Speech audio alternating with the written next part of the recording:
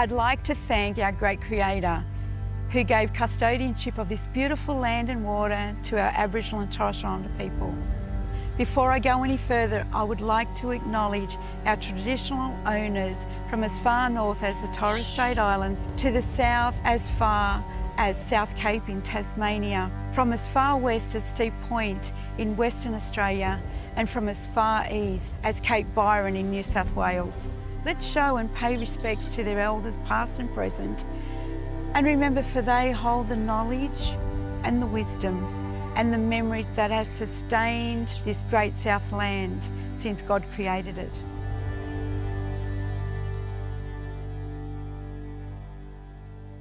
Good morning from the Bendigo Salvation Army. Today it's great to have your company. As we enter into worship, let us enter into a call to worship.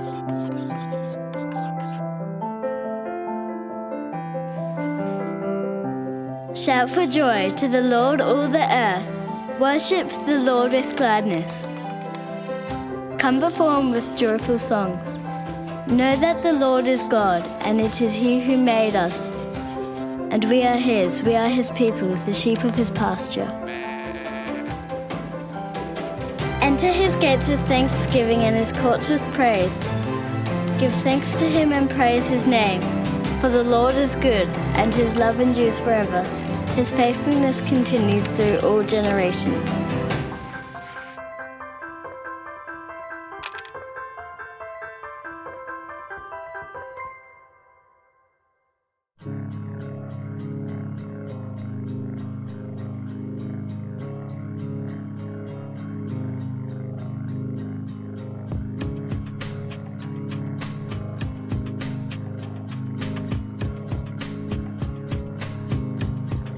How can I better serve thee, Lord?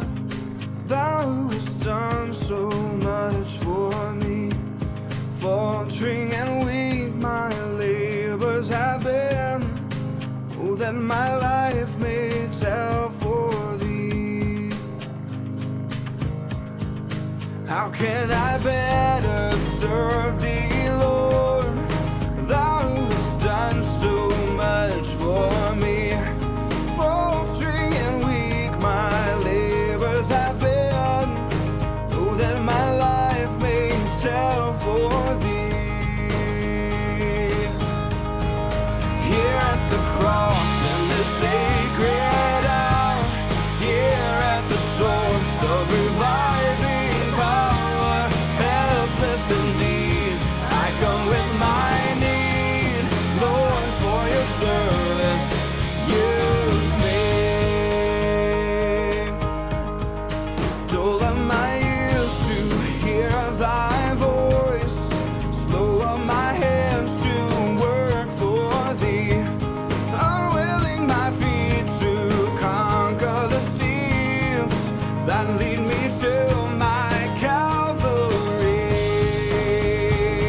Yeah, here at the cross in the sacred hour, here at the source of reviving power, helpless indeed, I come with my need. Lord, for your service, use me. Strength for my weakness, Lord, impart. Sight for my blindness, give to me. Faith for my doubting, Lord, I would crave that I may serve thee and be worthy. Yeah, here at the cross in this sacred hour, here at the source of reviving power, helpless indeed, I come with my need. Lord, for your service, use me.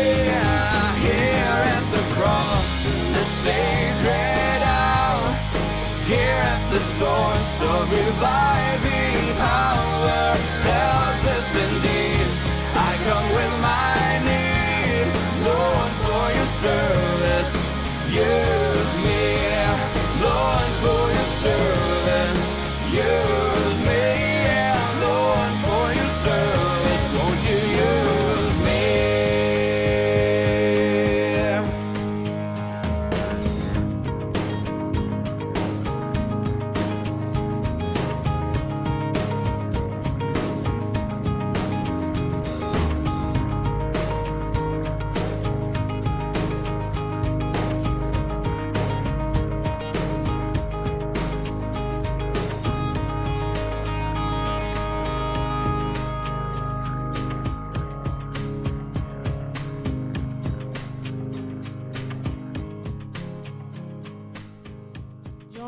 21.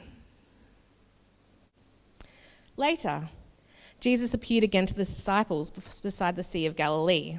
This is how it happened. Several of the disciples were there: Simon Peter, Thomas, Nathanael from Cana in Galilee, the sons of Zebedee, and 2 other disciples. Simon Peter said, "I'm going fishing." "We'll come too," they all said. I don't know if he wanted to, spend some time alone, but he obviously wasn't going to be able to. "We'll come too," they all said. So they went out in the boat, but they caught nothing all night. At dawn, Jesus was standing on the beach, but the disciples couldn't see who he was. He called out, "Fellows, have you caught any fish?" "No," they replied. Then he said, "Throw out your net on the right-hand side of the boat, and you'll get some." I can imagine they were probably rolling their eyes at this point, going, "Who's this person telling us how to fish? We're professional fishermen, and this person is telling us how to fish, even though we've been out all night fishing." So, despite that, they did. And they couldn't haul in the net because there were so many fish in it. Then the disciple Jesus loved said to Peter, "It is the Lord." When Simon Peter heard that it was the Lord, he put on his tunic, jumped into the water, and headed to shore. The others stayed with the boat and pulled the loaded net to the shore, for they were only about 100 yards from shore. When they got there, they found a breakfast waiting for them. It was probably warm too. Fish cooking over a charcoal fire and some bread. "Bring some of the fish you've just caught," Jesus said. So Simon Peter went aboard and dragged the net to the shore. There were 153 large fish, and yet the net hadn't been torn. "Now come and have some breakfast," Jesus said. None of the disciples dared to ask him, "Who are you?" They knew it was the Lord. Then Jesus served them the bread and the fish. This was the 3rd time Jesus had appeared to his disciples since he'd been raised from the dead. And then the story goes on, and Jesus speaks to Simon Peter. And Simon Peter is a person who is, I don't know if he's spontaneous, he's very impulsive. And so he says to Jesus, "I'm going to follow you, I'll follow you to the ends of the earth." And then at one point during Jesus' trial, at 3 points, during Jesus' trial and conviction and his death, he denied Jesus 3 times. He said, "I don't know who that person is, I don't belong to him."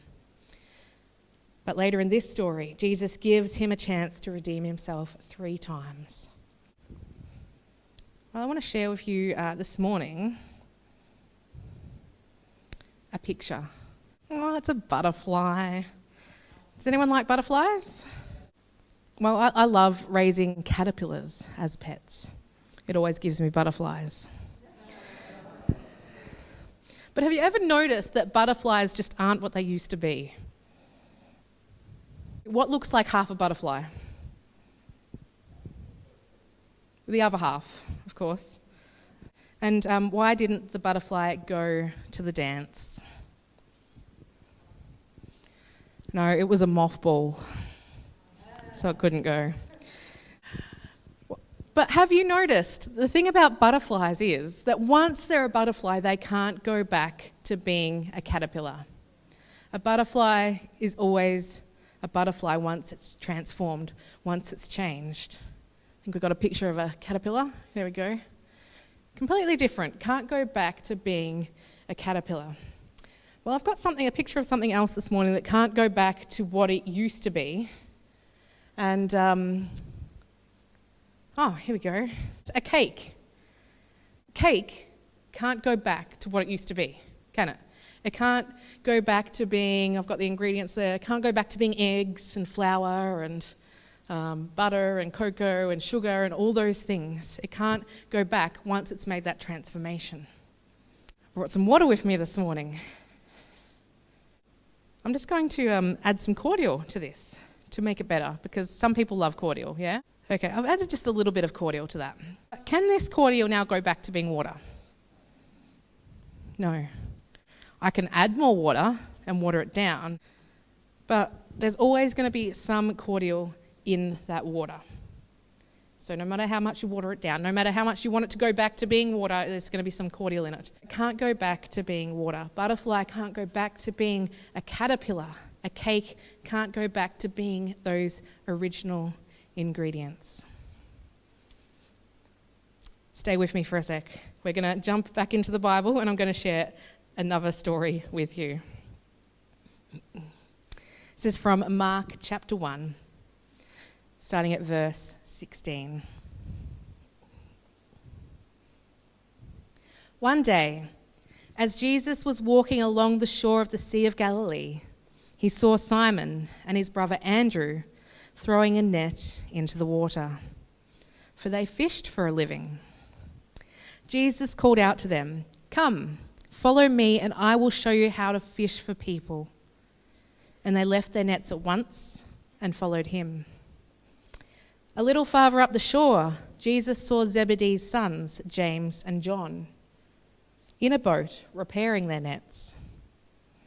He called them at once, and they followed him, leaving their father Zebedee in the boat with the hired men. Jesus and his companions went to the town of Capernaum. When the Sabbath day came, he went to the synagogue and began to teach. The people were amazed at his teaching, for he taught with real authority, quite unlike the teachers of religious law.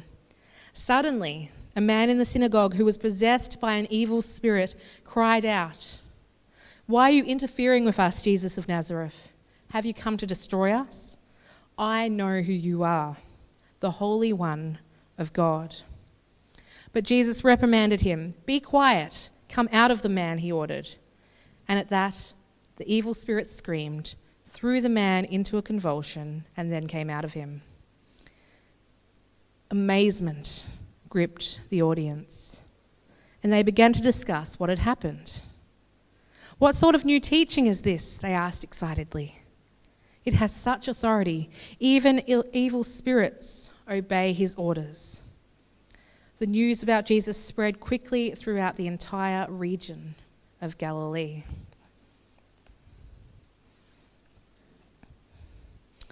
Well, when we think about the start of this story, there was 4 characters that I want to mention. There was Simon, there was Andrew, there was James and John. These 4 men were just going about their normal lives. They were practicing their profession, which was fishing. Yep, they were fishermen. And perhaps from a very young age, they dreamed about being fishermen, because in that day, it was common for children to follow their parents' footsteps. So if your father was a fisherman, you'd become a fisherman. And perhaps they dreamed about being fishermen from an early age, earning their own living, running their own business, and planned it out from their childhood. They were just going about their normal lives. And then Jesus enters the scene and disrupts everything. "Come, follow me," he said, "and I will show you how to fish for people." And they got up and they went with him.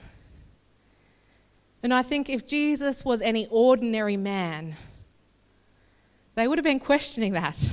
If some ordinary person had come up to them and said, "Come on, follow me, we're going to go fish for people. Leave your livelihood behind. Leave everything you've set before you in your life behind. Leave all your dreams and your plans behind. Come follow me."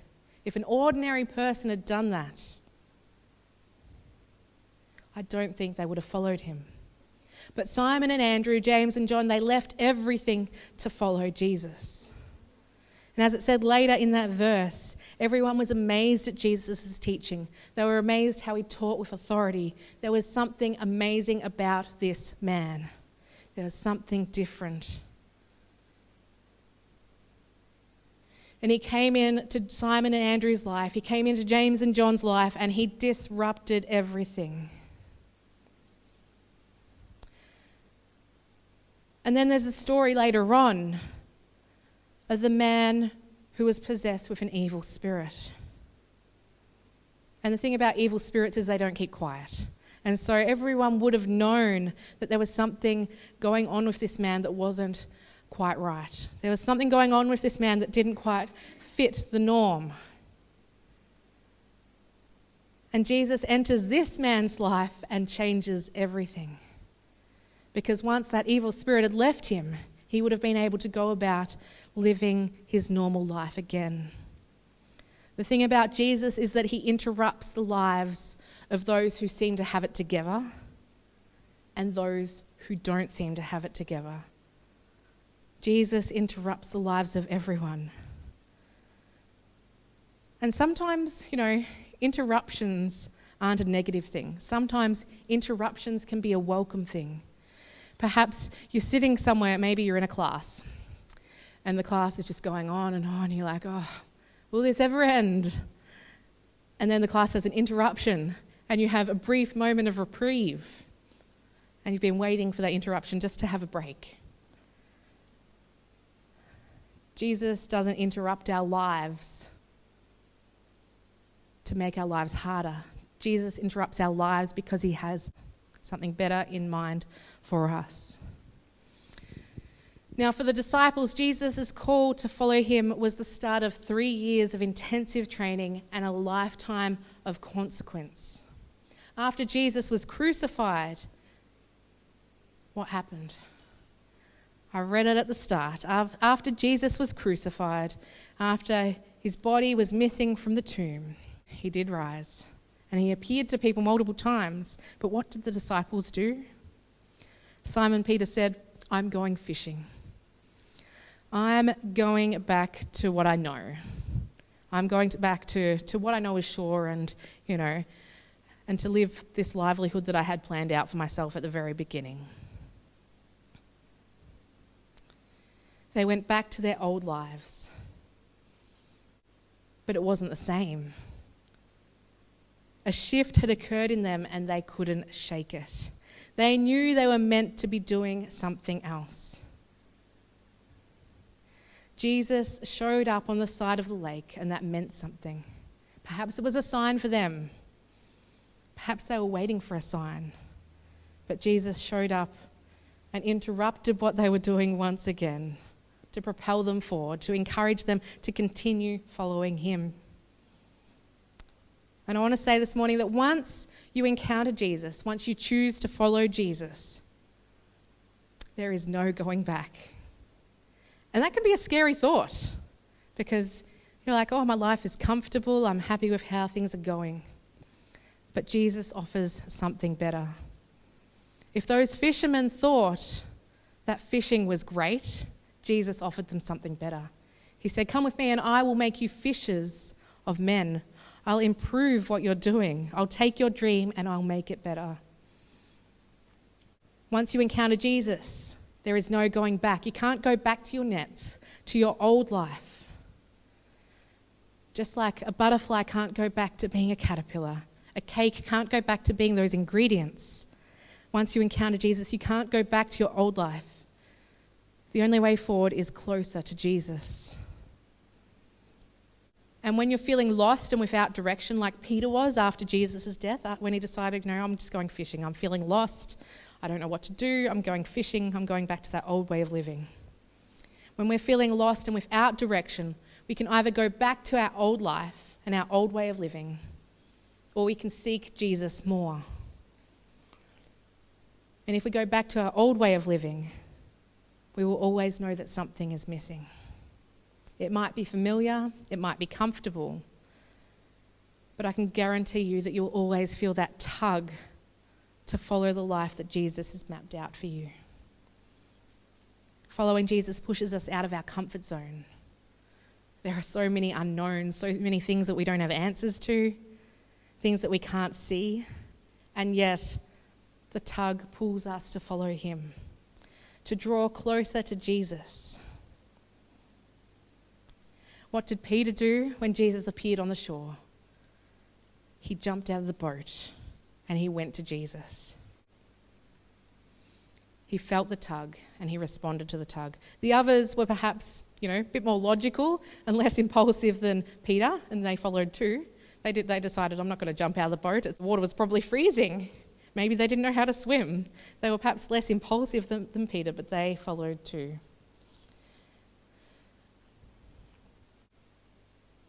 Well, what does following Jesus look like today? How does Jesus show up and disrupt our lives today? I want to suggest that Jesus not only shows up once, but Jesus shows up every day. There are opportunities every day to follow Jesus. There are opportunities every day to choose to follow how Jesus is calling us. And it requires us to make an active choice. For the disciples and for the man with the evil spirit, Jesus' arrival on the scene was an unexpected disruption that was going to change everything. And in fact, it was going to change the world. And chances are, if Jesus is calling you to follow him today, to step out of the boat that is your comfort zone. Who likes being in their comfort zone? It's scary stepping out of your comfort zone. It's uncomfortable. Chances are, if Jesus is calling us to step out of our comfort zone today, to take as many shaky steps towards him as it takes, will you hear the call? Will you follow Jesus? I believe that as you follow Jesus, you begin to understand more and more about the purpose of your life. When you leave your dreams behind to follow the calling of Jesus, I truly believe that God gives you bigger and better dreams. In the Bible, it says that God can accomplish infinitely more than we can ask or we can imagine.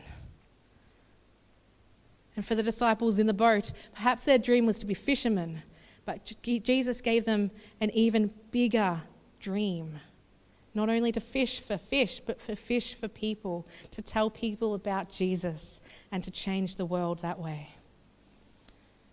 If you know the story of Moses, Moses tended sheep for a living. After he left Egypt, he tended sheep for a living. And perhaps that he was happy with that plan. That was going to be the plan for the rest of his life. But then God showed up in a burning bush, and Moses chose to follow God, and in turn saved his people from Egypt. Or the story of Saul, who had murdered people, who was against Jesus, who had persecuted Christians. That's what his life was before he encountered Jesus. And then he encountered Jesus and he did a complete 180, a U-turn, and he changed the direction of his life. And I believe that part of that reason, part of his turning and his 180 is a reason why we're here today. The grace of Jesus calls us out of the mediocrity of our lives. It calls us to shed our old lives, to shed our shame, to shed our hopes and our expectations, to shed perhaps the pain of the past, to leave it behind at the foot of the cross as we follow Jesus, or to leave it behind in the boat as we step out to follow Jesus. Jesus calls you no matter who you are and no matter what you've done. And there is a purpose and a plan for your life, even when you feel that there is not a single ounce of hope left in your body or a single ounce of hope left in your soul. Jesus still has a plan and a purpose for your life. Jesus says, "Follow me." And sometimes we say, "Oh, Jesus, if only you knew the type of person I am, the things I've done. Jesus, if only you knew my lack of time, my lack of capacity, my weaknesses." And Jesus still says, "Follow me." And you say, "Well, Jesus, hold on for a moment. Let me tidy up this mess that I've made first. Let me get everything in order, and then I'll be right to follow you." And Jesus still says, "Follow me. Follow me now." I've got news for you. Jesus knows what type of people we are. Jesus knows our strength, our weaknesses. He knows what we're capable of. He knows the current state of our lives, the current state of our hearts. And yet he still says, "Come, follow me." He doesn't say it to us just once, but he says it every single day. As you open your eyes in the morning, Jesus says, "Come, follow me." As you step out of your house in the morning, or in the afternoon, or in the evening, Jesus says, "Come, follow me." And the question for us today is, will you choose to follow him? Will you be like Peter and step out of the boat and choose over and over again to follow Jesus? I want to invite the band to come and share a song with us. For some of us, we feel like we've got our lives together and we know where we're going, and yet God has a bigger plan. For some of us, we don't feel like we've got our lives together, and Jesus still offers us a plan and a purpose for our lives. As we become Jesus-centered people, we realize that we need to set out on a lifelong journey with the amazing Son of God. And I believe that's the best decision we could ever make. As we reflect on this song this morning, as we sing this song, perhaps Jesus is saying to you, come follow me. And it might be different for how he's saying it to you to how he's saying it to someone else. Jesus might be calling you to step out of your comfort zone this morning to follow him.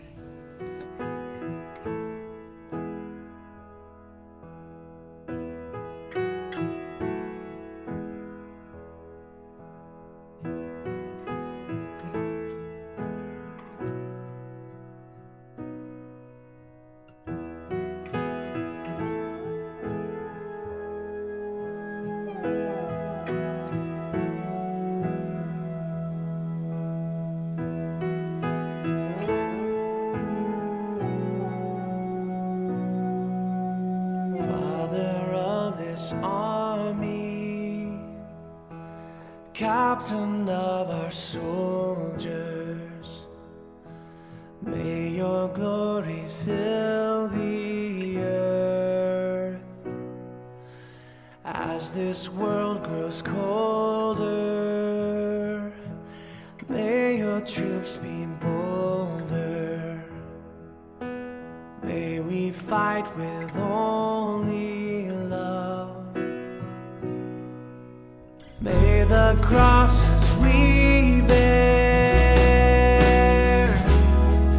be the weapons of our warfare. May we even more dare for you. May we even more dare for you.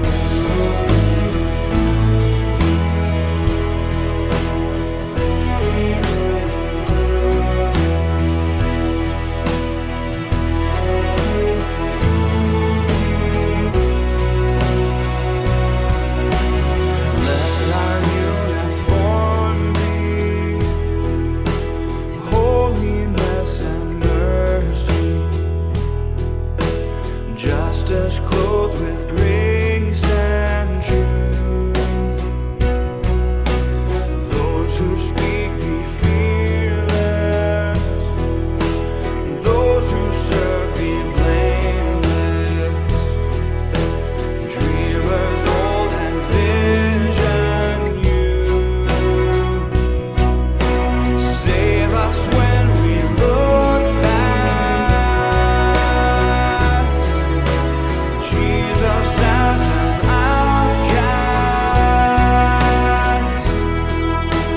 shining, let us hold fast to you. Oh, shining, let us hold fast to you. Fast to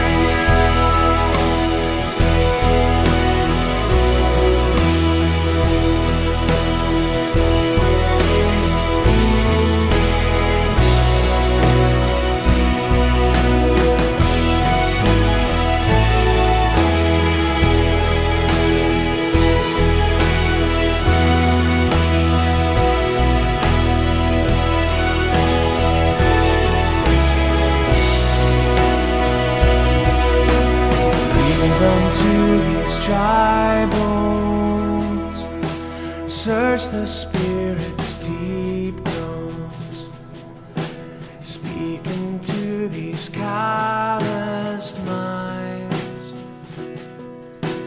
faith to make our dreams new, hope as we await you.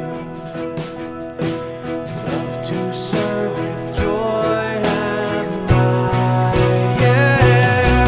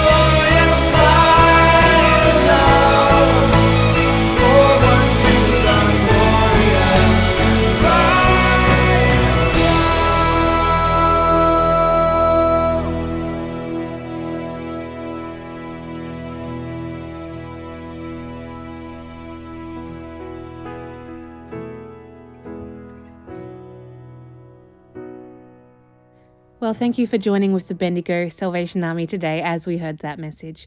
I hope that encourages you today.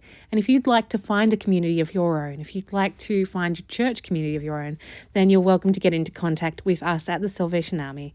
That's salvationarmy.org.au/Bendigo.